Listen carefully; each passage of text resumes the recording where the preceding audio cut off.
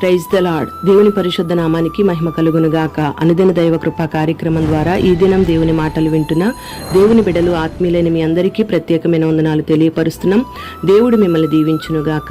సామెతల గ్రంథం 8వ అధ్యాయం 21వ వాక్యం, నన్ను ప్రేమించు వారిని ఆస్తికర్తలుగా చేయుదును, వారి నిధులను నింపుదును అని ఈ వాక్య భాగంలో రాయబడి ఉంది. దేవుణ్ణి ప్రేమిస్తున్నామని చెప్పుకునే వాళ్ళు చాలా మంది ఉంటున్నారు. అయితే మాటలతో చెప్పుకునే వారిగానే ఉంటున్నారు గాని క్రియలతో చూపించలేకపోతున్నారు. నిజంగా దేవుణ్ణి ప్రేమించడం అంటే హృదయపూర్వకంగా ఆయన ఆజ్ఞలను గైకొని వాటిని అనుసరించి నడుచుకోవడం, దేవుని యందు భయభక్తులు కలిగి జీవించడం, దేవుని నామానికి అవమానం కలగకుండా జాగ్రత్త పడడమే ఆయనను ప్రేమించడం. వారిని దేవుడు నిశ్చయంగా ఆశీర్వదిస్తాడు, ఆస్తికి కర్తలుగా మారుస్తాడు. ఆశీర్వాదం అంటే ఈ లోకంలో ఆస్తులు సంపాదించుకోవడం ఒక్కటే కాదు గాని దైవికమైన జ్ఞానాన్ని పొందుకోవడమే నిజమైన ఆస్తి. ఆ దైవికమైన జ్ఞానంతో, భక్తితో నీ హృదయం అనే నిధిని నువ్వు నింపుకోవాలి.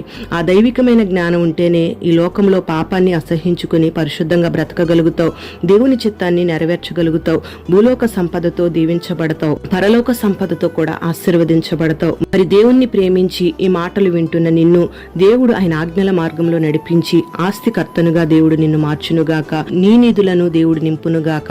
అట్టి కృపను దేవుడు నీకు దయచేయునుగాక. ప్రార్థన. పరిశుద్ధుడవైన తండ్రి, దయగలిగిన దేవా, నీకు స్తోత్రం చెల్లిస్తున్నాం. ఈ దినం ఈ మాటలు వినని బిడ్డలందరినీ పేరు పేరున మీరు ఆశీర్వదించండి.